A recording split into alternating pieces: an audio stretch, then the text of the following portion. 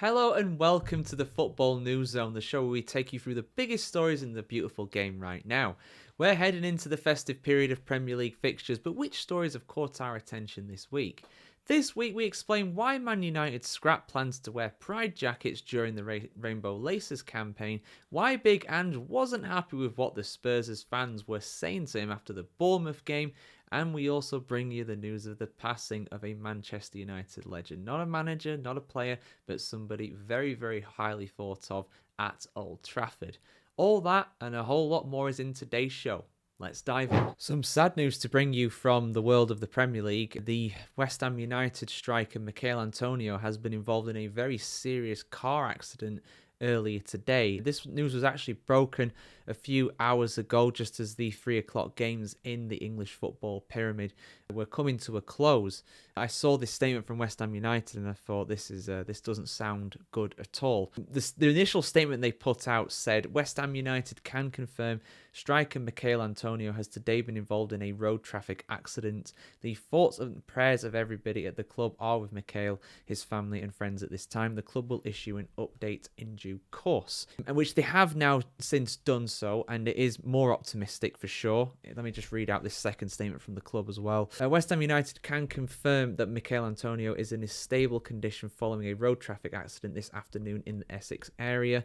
Michail is conscious and communicating and is currently under close supervision at Central London Hospital. At this difficult time, we kindly ask everyone to respect the privacy of Michail and his family.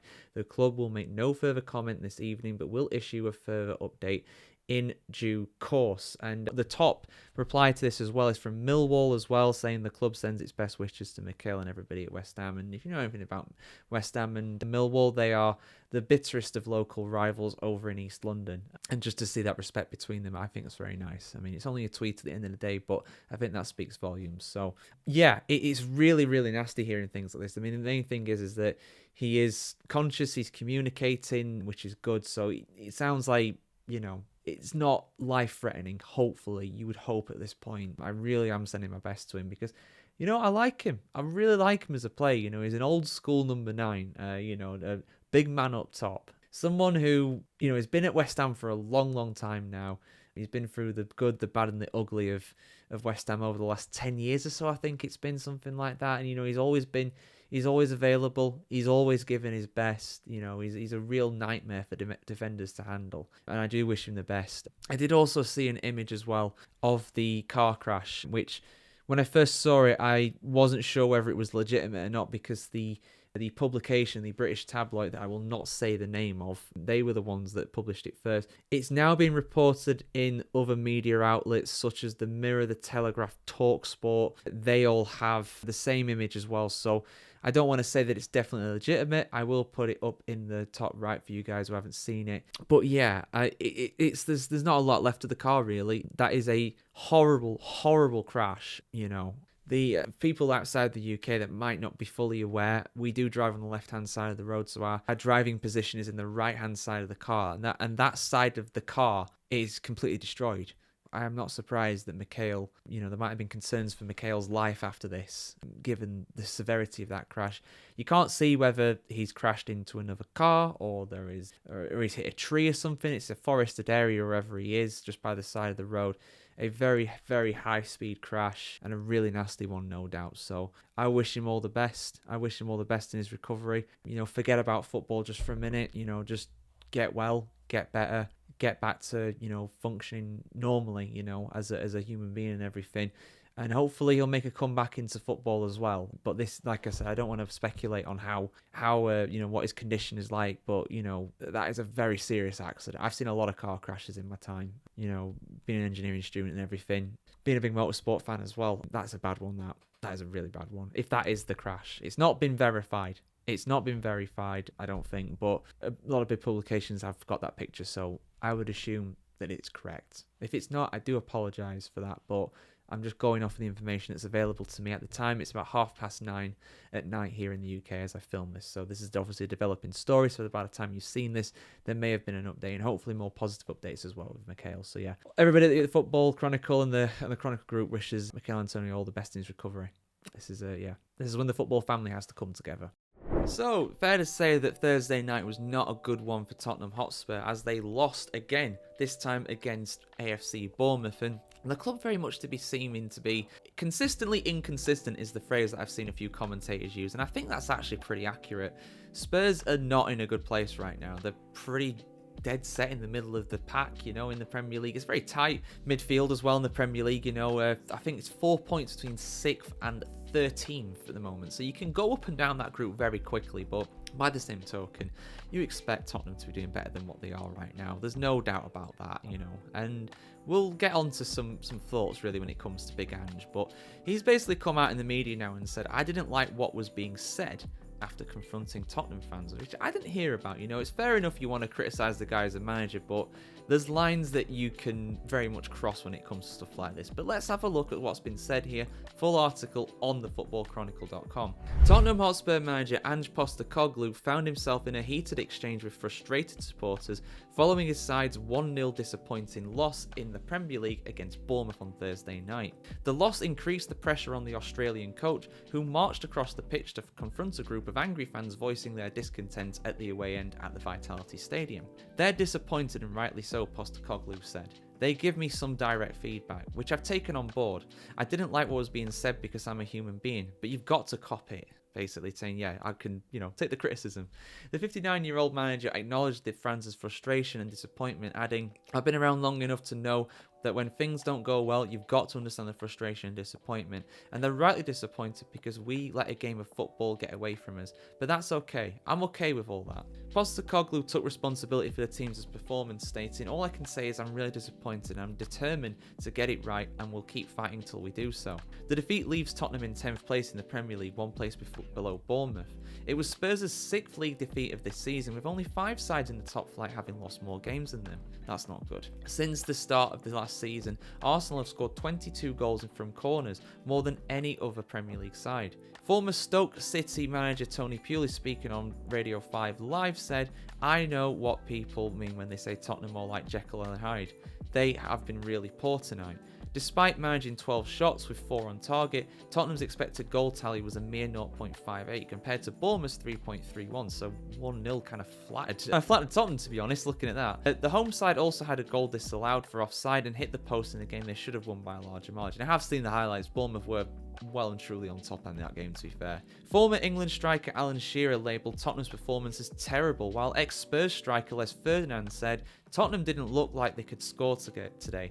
I thought Spurs could only be in the better in the second half, and they were slightly better, but there was no urgency. We didn't know what Spurs were going to turn up tonight, and that wasn't the Spurs we wanted. As Postecoglou faces a crucial few weeks to prevent the season from unravelling, his side will host high-flying Chelsea on Sunday before travelling to Rangers for a vital Europa League clash next week. With matches against bottom club Southampton, Manchester United in the League Cup quarter-finals, and league leaders Liverpool on the horizon, the Australian manager will need to turn things around quickly to ease the mounting pressure on his position. Well, yeah, I mean, this is the thing with Spurs, right? And I respect what Postecoglou's doing, and I've spoken about whether Postecoglou should be sacked before on this channel, and I had a lot of Spurs fans basically saying no, can't sack him, and I agree. I don't think sacking him would be the right move for a number of reasons. The main one being, who are you going to get? Who's going to do better than with this Tottenham squad than with Postecoglou? And the thing is with him, right? And I admire him for this because it's not dissimilar to. Well, I've gone out of focus now. A bit like the Spurs squad, really, not focusing. There we go. Yeah. So I mean, the thing is, right? He's married to his system, and I respect him for that. He has he's got a way of playing games. He said in an interview, some people say there's a time and place for pragmatism. I don't. I'm not interested in that. And I respect that. I think, he's sticking to his guns. He is doing what he knows to be best. But unfortunately, there are times when Spurs just look terrible. They win one, lose one. They can beat Man City 4-0 away from home one week, then lose at home against Ipswich Town the next. It's just the most bizarre Jekyll and Hyde thing, like the article says. I think that's a very good term to kind of, you don't know which Spurs is going to turn up. The good Spurs turns up, you're in trouble. The bad Spurs turns up, easy game. Lads, it's Tottenham. It's that kind of thing, really. So, for me, he's got to stay. But, there is mounting pressure there. And at the end of the day, they want a trophy. And they're going to have to get that trophy, most likely, from either something like the League Cup or the Europa League. Both of which they've got big games in. They'll go through in the Europa League. But Man United in the League Cup, though, that could be tough. That could be tough. But we'll see what happens, lads. Spurs fans, what do you think? Have you changed your minds? Do you think that Postecoglou needs to go? Or do you think it's time for him still to stay? I think he should stay for what it's worth. But I want to hear your thoughts as well. So, some sad news to bring you from the world of football that happened yesterday. In particular, of course, for those fans of Manchester United, it's a really, really emotional one, to be honest. And I think it's going to be quite emotional reading out this tribute to her on the footballchronicle.com. But I'll do my best, guys. I'm not even a Man United fan, but I heard of Kath Phipps, I think, from the Beckham documentary. I think she was in that. I could be wrong, but I know I've seen her in some documentaries and behind the scenes kind of stuff from Man United. And, you know, the term legend, the term stalwart, you know, these kind of phrases like, you know, you were part of the furniture, you know, I think that applies to Kath more than anybody in football, maybe. Correct me if I'm wrong, but, you know, she was at Man United for a good nearly 20 years before Sir Alex first walked through the door in the mid-80s to take over the club. You know, that just shows you how long she's been at the club. But yeah, obviously now, unfortunately, tragically has passed away. So let's go through this, guys. I do apologise in advance if I'm a bit off reading this because, yeah, I had a little skim of it before. It's quite emotional, to be honest, but I'll do my best to go through this with you guys.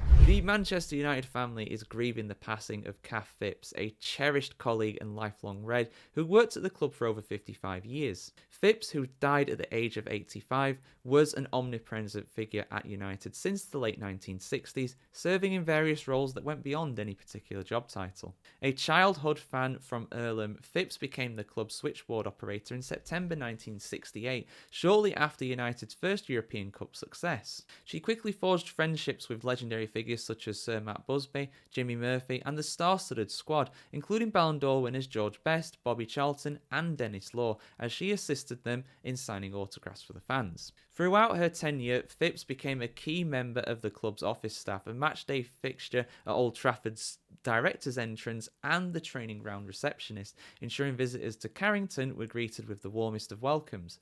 Her positive attitude, familial approach, underpinned the club's culture, as she was always ready to lend an ear to offer words of encouragement to anybody who needed them, be they megastar footballers, casual staff, or occasional visitors. In a 2023 interview marking her 55th anniversary at the clubs, Phipps said, "I don't think I've had one crossword with anybody in all the years I've been here. I look forward to coming in and having a smile on my face every day, wishing everybody good morning. I just enjoy being here. Not everybody can say they enjoy going to work, but I do. Football has been my life." Phipps's contribution to the club was recognised by those around her. When her husband Richard passed away, Sir Alex Ferguson took his squad to the funeral to pay their respects and stand in solidarity with Phipps as she grieved. During the 2020 lockdown, players and staff visited her at home to ensure she had company. That's really sweet. In 2022, the League Managers Association honoured her with a Service to Football award, prompting public tributes from David Beckham, Gary Neville, and others who appreciated her role in their careers and the club's day-to-day operations. Manchester United's family has been paying tribute to Phipps, with current and former players, managers, and staff sharing their memories and condolences. Wayne Rooney described her as the heart and soul of Manchester United, while David Beckham called her the first and last face I would always see, and credited her with looking after him from the day he arrived at the club as a 15-year-old. Forever in our hearts, the first and last face I would always see was Kath at reception at Old Trafford, waiting to give me my tickets for the game. She was the heartbeat of Man United. Everybody who knew Kath was and everyone adored her. I moved up to Manchester at 15 and Kath made a promise to my mum and dad, "I'll look after your boy for you, you don't worry." And from that first day till the last day I spent with her, that's exactly what she did.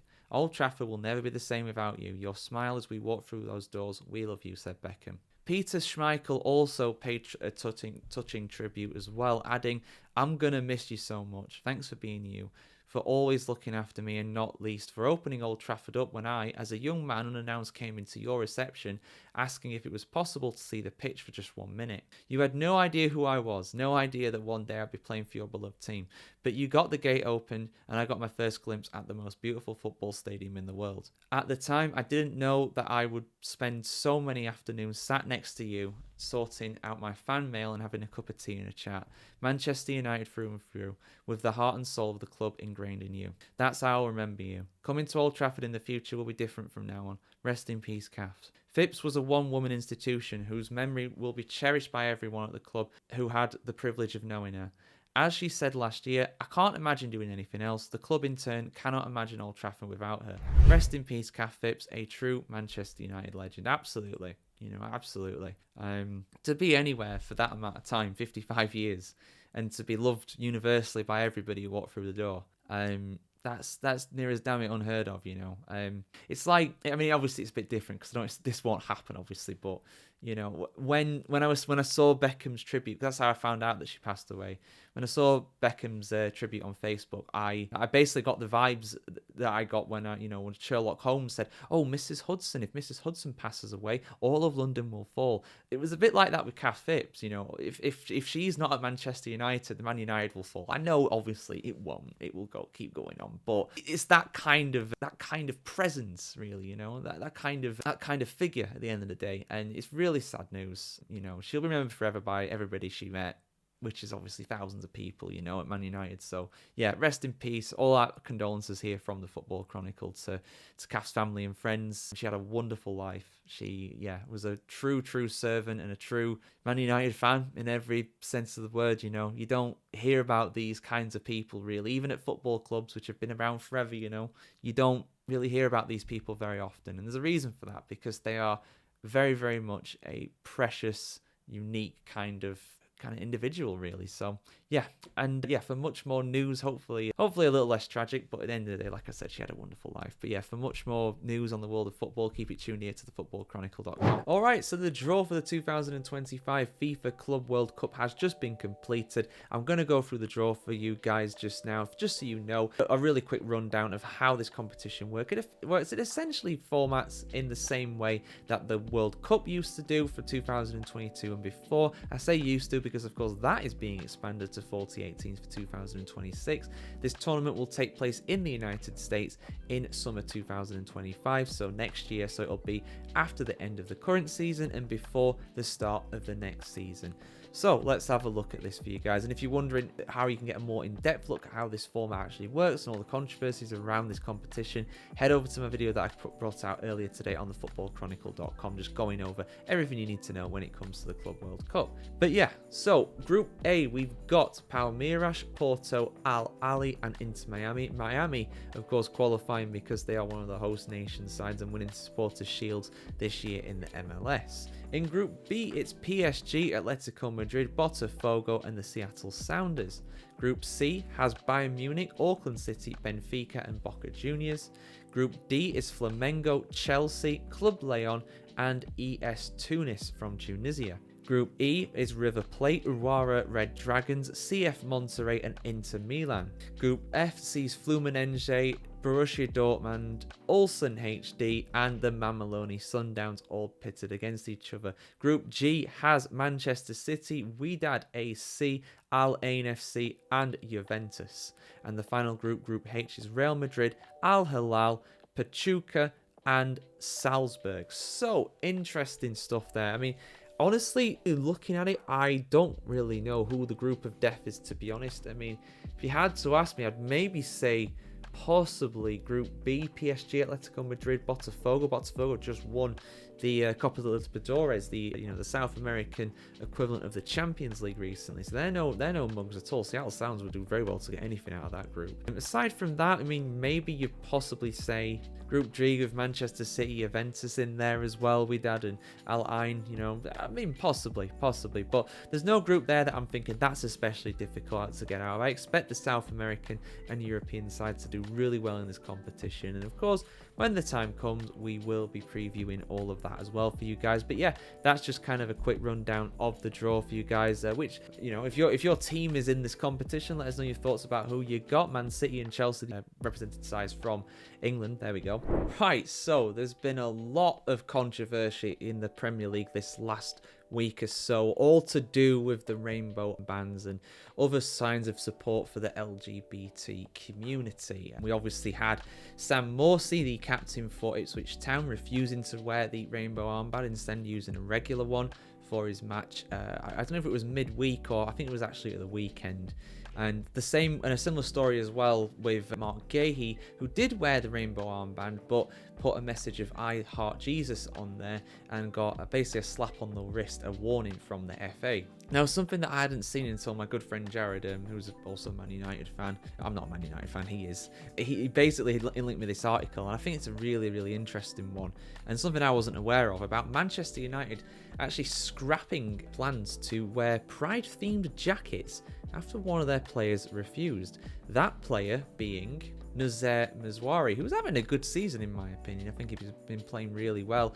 Real good squad player, someone who's can play a number of different positions and is really kind of stamping his authority on the side. But yeah, this has all come out literally earlier today, so I just wanted to go through it. Shout out to the Independent for covering this story. Let's have a look at what's been said here. So Manchester United have scrapped plans to wear Pride themed warm-up jackets as part of the Premier League's Rainbow Laces campaign after defender Nazer Mazwari refused to participate, citing his religious beliefs, according to The Athletic. Rainbow Devils, Manchester United's official LGBTQ+ supporters group, expressed their great disappointment after plans to wear the specifically designed Adidas jackets before the match against Everton on Sunday were abandoned at the last moment. The Rainbow Devils had worked with United on a number of projects around inclusivity and the support of the LGBTQ+ community in the lead up to the club's official Rainbow Laces game at Old Trafford, but the group said they were informed that the jackets would not be worn because of one of the squad refusing.